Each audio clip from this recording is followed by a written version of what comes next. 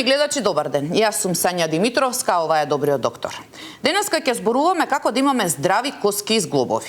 Каква функција има колагенот и хијалуронската киселина?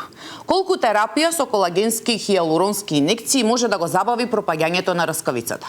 Мој денешен гостин со кој ќе разговараме на оваа тема е доцент доктор Александар Трајановски, ортопедски хирург во Тоарилуц.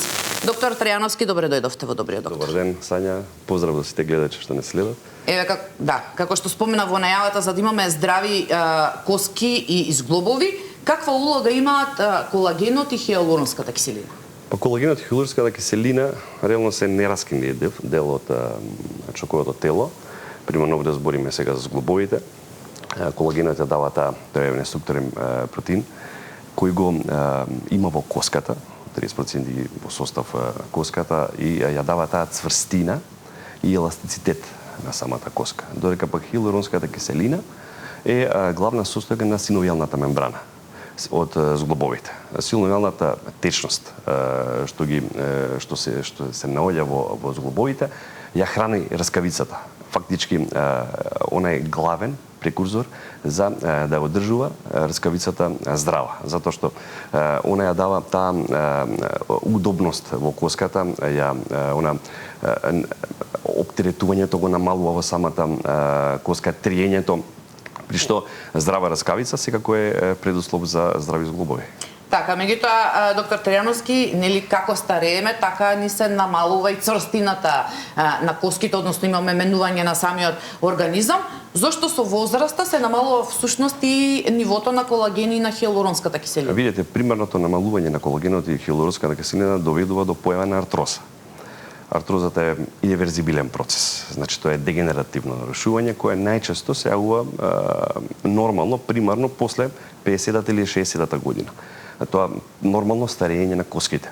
Додека пак може да се појави, да речеме многу порано, ако се работи за тој секундарен тип на артрози кој е настанат поради различни фактори. Например, може да бидат трауми, може да бидат инфекции, може да бидат статички деформитети на зглобовите, така да со самото старење, да речеме, колагенот после 30-та година се намалува својството и стварањето на колагенот, а со самото намалување на тестостеронот и на прогестеронот, кај жените што ќе влезат и кај жените во менопауза, се намалува синтезата на протеинот, со што коските стануваат нееластични и за жал кршливи, така да затоа остеопорозата е најчеста кај. Така да, остеопорозата реално, да, затоа е најчеста кај пациенти после 40-50 година, покотово женската популација. Така. Јас да ги повикам и нашите гледачи дека може да се јават во живо и да постават прашање до нашиот денешен гостин. Доктор Трајановски, имајќи во предвид дека нели ни се намалува и нивото и на колагенот и на хијалуронската киселина, постојат бројни препарати, нели? Дали акчиња, колагенски, хијалуронски инекции. Пред да разграничиме кој може, а кој не може, еве каде во ортопедијата имаат примена овие терапии со колагенски и со хијалуронски инекции? Видете, сегде сите пациенти што имаат проблеми, да речеме, со артрозата. Артрозата е најшироко застапена патологија во ортопедијата. Сите пациенти што имаат прв, втор степен на артроза, апсолутно се кандидати за вискоскулемантна терапија, тоа се интраартикуларните инекции, кои се аплицираат директно во зглобовите, како и оралната терапија, тоа е пиење на орална терапија, која се внесува орално.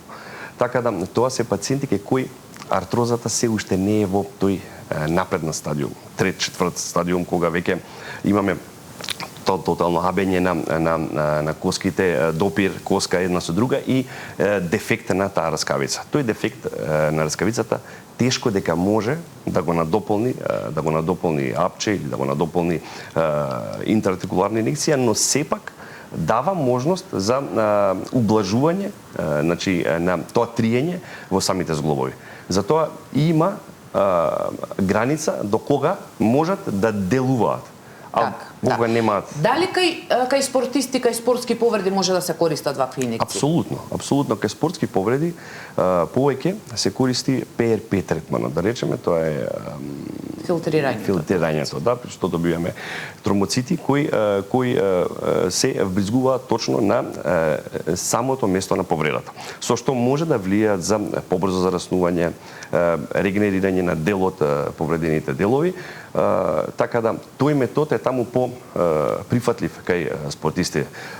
Знаеме дека спортистите за разлика од обичниот човек многу повеќе го трошат своето тело. Повеќе ги трошат зглобовите. Така да во многу порана возраст се уваат артрозни промени на колената и на колковите, така да и кај нив е оправдано и во помлади години да се примаат интраартикуларни препарати. Так. Пред да продолжиме, доктор Трајановски, веќе имаме гледачи на линија. Повелете, во програма сте.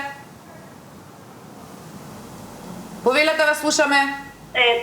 Като прво поздрав до емисијата и до доктор и до водителката. Ви благодариме, повелете. Јас сум пациент во ортопедија веќе неколку години, ама овие последните, дали ме слушате добро да прашам тоа? Повелете. Така. Овие 2,5 години имам голема маса, затоа што отворено ќе зборам, 2023 во јуни имам закажена операција. Значи, не го именувам докторот, не е Александар, друг некој доктор е, не е видно, зошто не ме повикуват. Јас сум пензионер од 73 години. А за каква операција станува збор? Операција на колено. За промена на зглоб, предпоставам, или? Да, точно така. Така. И сега имате проблеми овие 2 години со болки, со... 2,5 години почнаа која течност да ми повлечуваат од колената. Сега без до понеделникот во ортопедија ништо, докторот го нема, не се јавува, па ја мислам дека редно е за пензионер да има.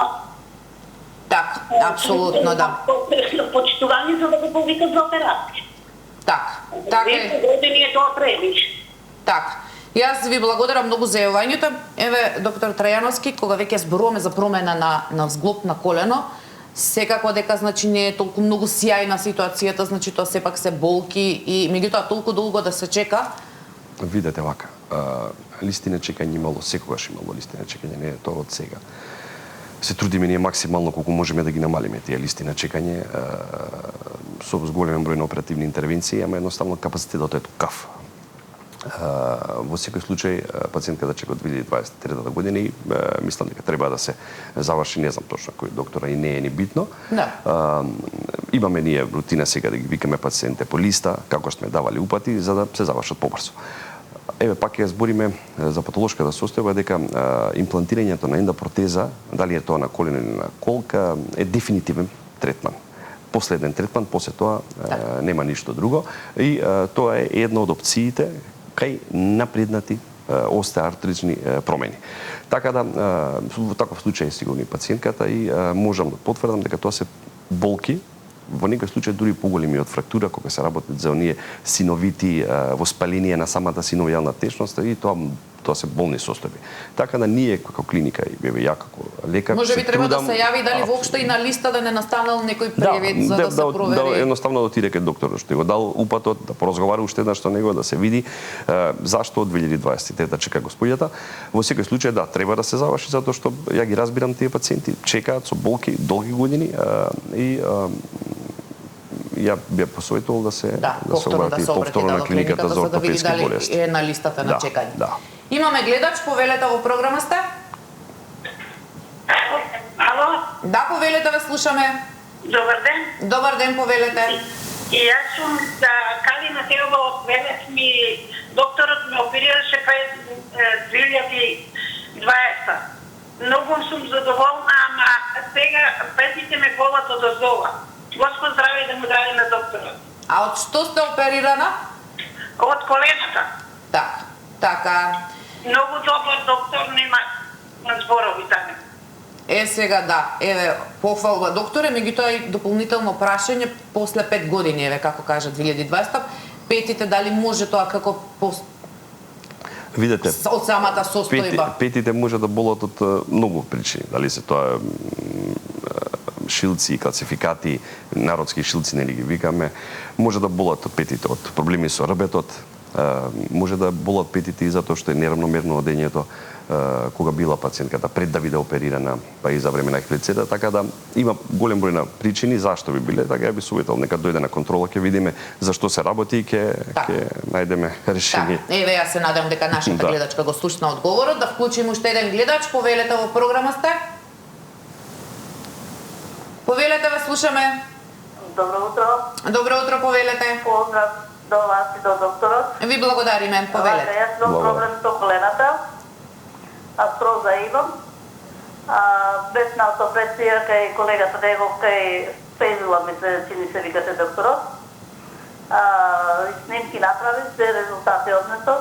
За едното колено ми рекоа операција дека ќе треба да се прави, и другото не е.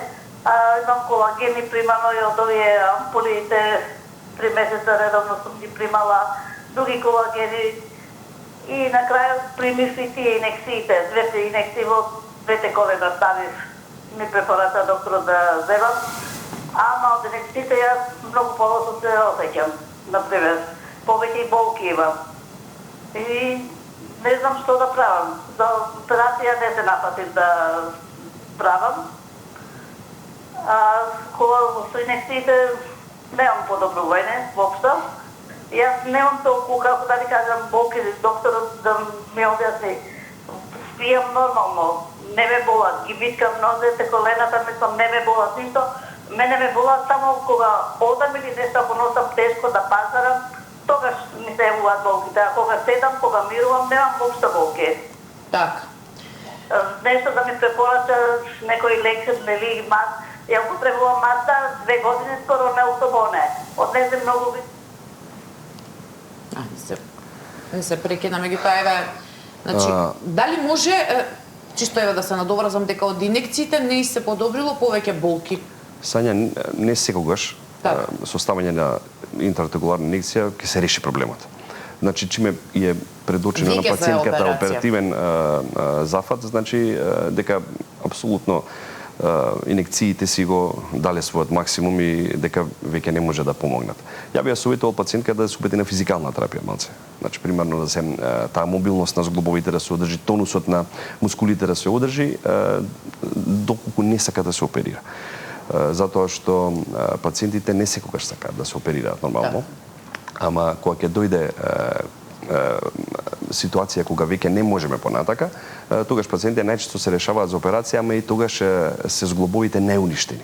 И тогаш и на хирургот му е потешко да го изведе оперативниот зафат него во пораната фаза. Но сепак тоа е, знаете, и здравствена култура кај нас. За многу посериозни состојби пациентите чекаат, а не па за ќе рече ќе кривам, па ќе. Во секој случај да проба со физикална терапија. Во секој случај да проба со физикална терапија, нормално со антистероидни, антиревматици. Во таа смисла друго, освен оперативниот зафат не би можел да кажам. Так. Пред да ги вклучам следните гледачи, доктор Таријановски, да се надоврзам и на нашата гледачка. Овие еве и апчиња и колагенски хиалуронски киселини не може да ја спречат операцијата, туку може, предпоставам, само да ја пролонгираат. Видете, сопствениот зглоб е по мене најдобра опција. И за човекот, и за оперативниот зафат е ние што викаме нужно зло. Значи ќе дојде некогаш на репертоар.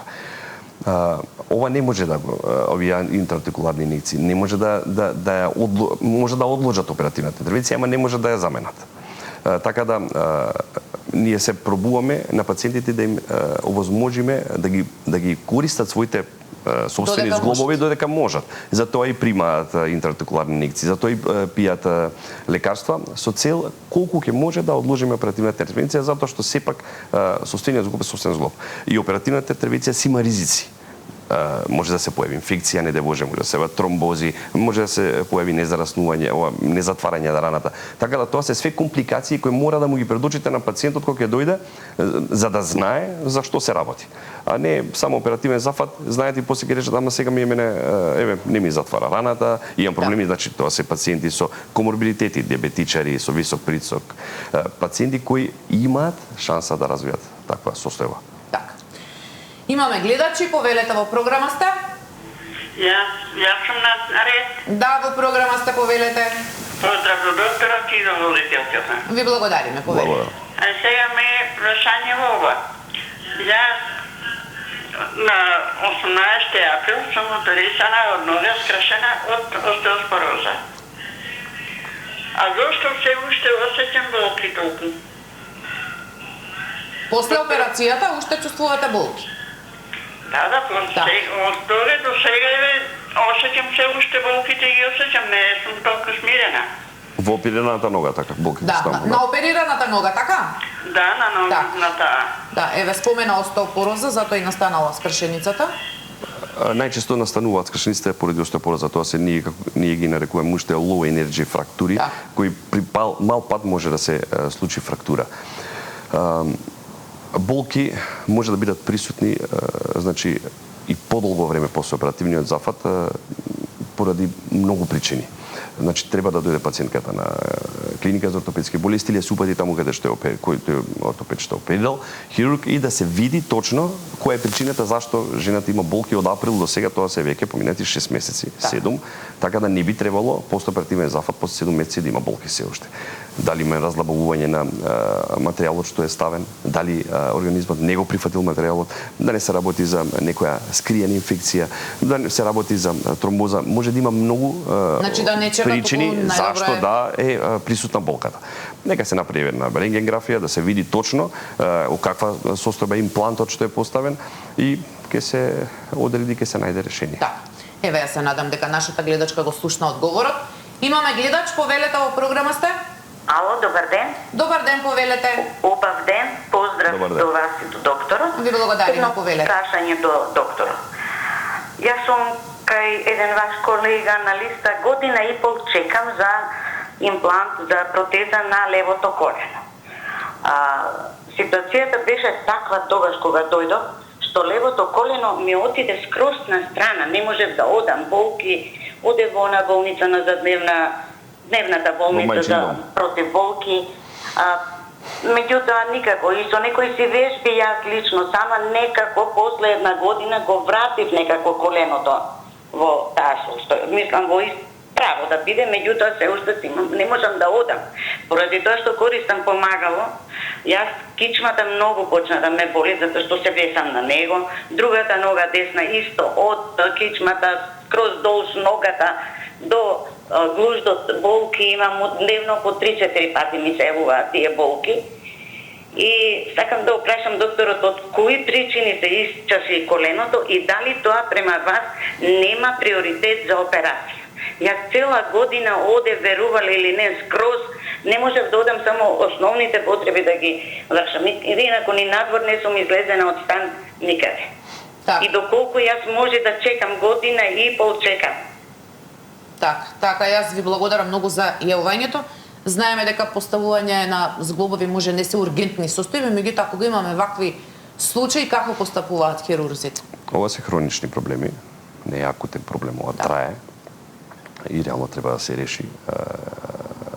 Впрочем, пациентката кажува дека има деформитет на коленото, значи тука веќе се јавуваат и тие ангуларни деформитети, ние што викаме, тие се јавуваат поради самиот оток. Не, ке пациентката сигурно се јавуваат отоци во самото колено и поради зглобот највише трпи кога е отечен. Под притисок, кога е тогаш се уништува и рскавицата, се уништуваат и деловите од коските. Така да и затоа се појавуваат тие ангуларни деформитети и секако е пациентката апсолутно состојба за оперативен третман и се надевам дека ќе биде повикана затоа што ги чистиме тие, ги оперираме тие пациенти што ми дали упати 2023, 2024, 2025 со тек на време. Гледаме колку можеме да ги поред да ги чистиме затоа што да ги оперираме затоа што ја сваќам дека имаат болки тие пациенти и ама мора да не разберат од друга страна и нас затоа што е огромен притисок на клиниката за ортопедски болести, поготово тие пациенти. Ние сме тие толку хирурзи што работиме таа патологија и капацитетите се толкави и просторни за лежење и за оперирање, така да се прави ред и апсолутно се Меѓутоа оперираат исто тие спомена пациенти. нашата гледачка дека со самото тоа што користи помагало затоа што нели не може да се движи, веќе почнуваат болки во кичмата, значи дополнителни проблеми со работниот столб се случуваат додека чекаат за операција. Да, ја како што реков и претходно, тоа е иреверзивилен процес, значи нема назад, тој оди само напред. И со тек на времето, со самата состојба, затоа што пациентката подкривува, ќе проба работниот столб тоа да го коригира. Со самото пробување да го коригира се искривува и работниот столб, така да тоа е процес кој само проградира. Така да затоа им кажав претходно дека пациентите треба порано да се уваат, не дека ќе дојдат во фаза да се јават тие ангуларни деформитети, но за жал преголем притисок има на клиниката за ортопедски болести, мора да признам. Да вклучиме уште еден гледач, повелете во програма сте. Ало, добар ден. Добар ден, повелете. Добар ден. Се јавувам од Неготино, на телефон е Бране, беше пациент на доктор Трајановски пред 5-6 години. Ми оперираше двата колка и немам прашање за докторот, туку сакам само јавно да го поздравам овој прекрасен човек, Господ да му дава здравје, да е жив и здрав и уште еднаш јавна благодарност на докторот. Така јас ви благодарам многу за јавувањето. Поздрав. Повторно ваш пациент доктор Тарајановски со 2 операции, значи 2 збоба и на левиот и на десниот кол. Да се навратам на нашата тема, еве ја споменавме, имавме гледачка со остеопорозата. Колку овие колагенски, хиалуронски препарати и инекции може да помогнат кај остеопороза? Видете, ако знаеме дека 30% од коската е создадена од колаген, составот има колаген, секако, значи, може да влијаат и на остеопорозата. Но остеопорозата е состојба каде што се намалува густината на коската, а не така да во комбинација со витамин D3, со калциум, доколку имаме на остеопенија, доколку имаме напредната остеопороза, тогаш си би вклучили бифосфонати, се разбира. И по мене можеби најбитната работа промена на начинот на живот, промена на начинот на исхрана, движење, бара физичка активност. Значи знаеме дека коската при самата физичка активност коската се ствара. Тоа е еден процес. Имаме остеокласна и остеобластна активност и тој си оди цело време врти во. Кога ќе се наруши тој процес, тогаш почнува појавата на остеопорозата. Така да во корелација со овие препарати, секако нема. Бидејќи еве исто така имавме гледачка која примела хиалуронски инекции, сега не знам точно какви кажа, дали овие и колагенски и хиалуронски инекции треба да ги аплицира хирургот кој што ги препорачува, затоа што предпоставам дека треба да се погоди да биде соодветно и местото каде што ќе се аплицира. Апсолутно, секако, значи и така и правиме ние, значи тој што ќе индицира давање на интраартикуларни инекции, тој ја аплицира, затоа што тоа се отворени простори зглобни каде што може да помине точно иглата, за да не се повреди, па при брезгување не се повреди раскавицата. Тоа е болно затоа што тоа се прави без анестезија, и тоа е доколку се погоди дел од раскавицата е болно. Доколку се влезе точно во просторот, тогаш апсолутно ќе пациентот може само да осети болка при внесот на инекцијата како обична инекција. Така да не. Значи во секој случај треба да го прави стручен за таа област. Имаме гледачи на линија, повелете во програма сте. Ало? Да, повелете, ве слушаме. Добар ден. Добар ден, повелете. Поздрав до вас како водителка и до почитуваниот доктора. Ви благодарим. Јас сум старица од 73 години и сега не знам дали е точно моето прашање до докторот за дошол, он е хирург, меѓутоа една чиста консултација за терапија. Јас при случајно снимање профил на плуча, откриено ми е порнаше старски шилци од горе атласо па до доле. Додека бев помлада, тоа некако го издржував, меѓутоа сега во старост, поготово навечер, преку ден додека се движам, болки чувствувам, меѓутоа се навикнав некаде таа болка. Еднако сум диабетичар и ради тоа морам да пешачам по 4 до 6 километра подвижен сум, меѓутоа кога дојде време за спиење навечер, не знам каква положба да направам на телото, за да можам да заспијам. Верувале или не, у положба сам ставена како бебе утроба да шо спие, така сум и јас свиткана. Колената ми се до главата и Сега дилемата ви е што да пиете? Да, последно време пијам налгесин форте. Малку подобро ми е за да можам да заспијам. Па го прашам докторот дали е добро што го пијам налгесино, тај ми беше даден лек кога го добив мозочниот удар и сега дали е добро што го пијам тај лек, И дали е добро? Така. Или па нешто друго ќе ми препорачат за да можам барем да спијам. Така. Еве доктор Трајановски, шилци веќе ги споменавме. На понародски нели што викаме шилци, иначе тоа се остеофити. Кога коската се брани, кога има оптеретување, тогаш се вуваат тие остеофити. И се болни реално. Тогаш кога ќе видите рентгенграфија со остеофити, со шилци, знаете дека е тоа веќе напредната артроза и дека пациентката има проблеми. Посебно пред спиење, за пациентката е со повеќе коморбидитети, за жал, гледате, мозочен удар, како што вика господјата, така да дали да го пие налгесинот или не, во ред доколку помага за болките ќе го пие нормално, но да не се претерува. Би се пиело, да речеме, во одредени случаи кога се болките наизразени, 3 до 4 дена, 5, па ќе се прекине, а не постојано. Затоа што да не го навикнеме организмот само на апчиња и после секое тргање на апчињата ќе биде тешко. Мој совет е да има барем ако ево можност, дали ќе има масажи на таа мускулатура паравертебрална позади, каде што кажува господјата дека има шилци, за да се опуштат тие мускули, за да се држи тонусот на тие мускули. Тоа се методи кога еве да речеме би ги замениле во некој степен апчињата. Иначе апчиња сите се горе-доле на таа база, така да не се претерува, да. Доклучи малце витамини, Б витамини доклучи малце, релаксант, така да тоа би можел да советувам. Во друг случај, која промена на апчиња да ја направи во глобала на таа база се тие. Исто, така. Имаме гледач, повелете, во програма сте? Повелете, ве слушаме. Добар ден. Добар ден, повелете. Добар ден. Поздрав за господинот и до вас. Ни благодарим. 63 години, патам од Исус хернија. Секој 3 до 6 месеци порано идев во Козле и немав болки. Меѓутоа, ве сега скоро година дена не може да најда термин матичните, се оправдуваат се било прима таму веќе со фрактури, така да немам. Меѓутоа, прашањето ми е до господинот, јас пијам декортино 20. И многу ми помага за болките.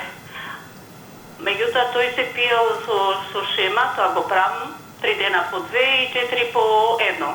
Да. Меѓутоа, сакам да прашам, дали е штетно, затоа што додека го пијам декортинот стварно исчезнуваат болките.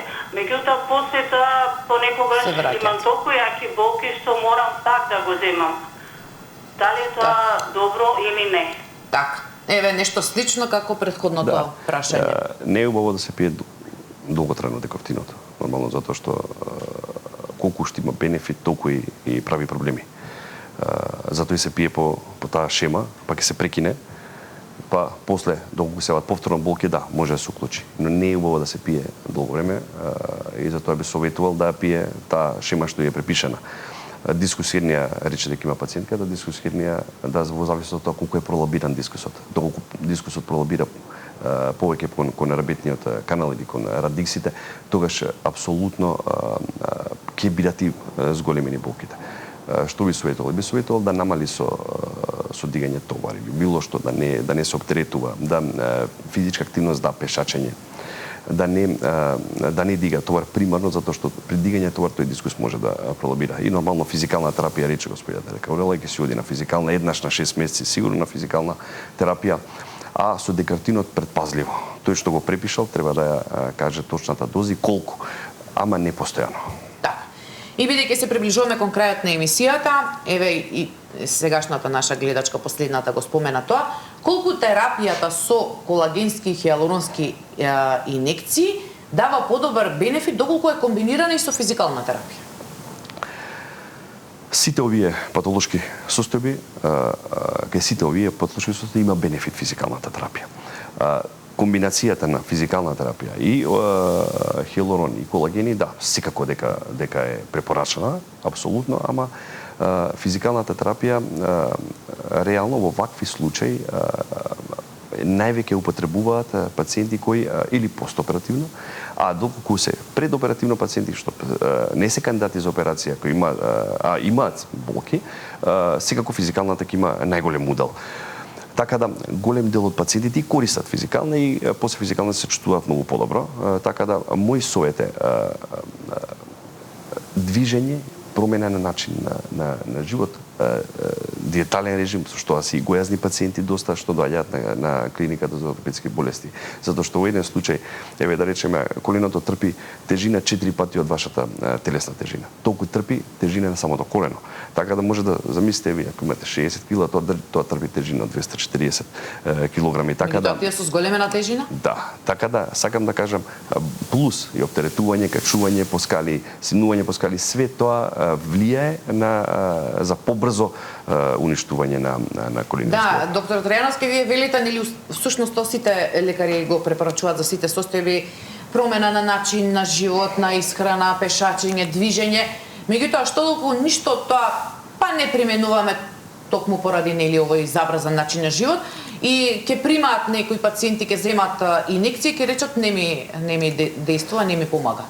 А прво мора да се придржувате за тоа што кажува лекарот. Реално таквите состојби, доколку вие не ги се придржувате до тоа што го кажа, џабе ни и да ставаме интерактивна инекција. Ако ја кажам на пациентка мора да ослабите, како и да е, да се ставите на диетален режим, не е само физичка активност, па мора да се стави на диетален режим и на било што, за да има бенефит тоа што сте го ставиле.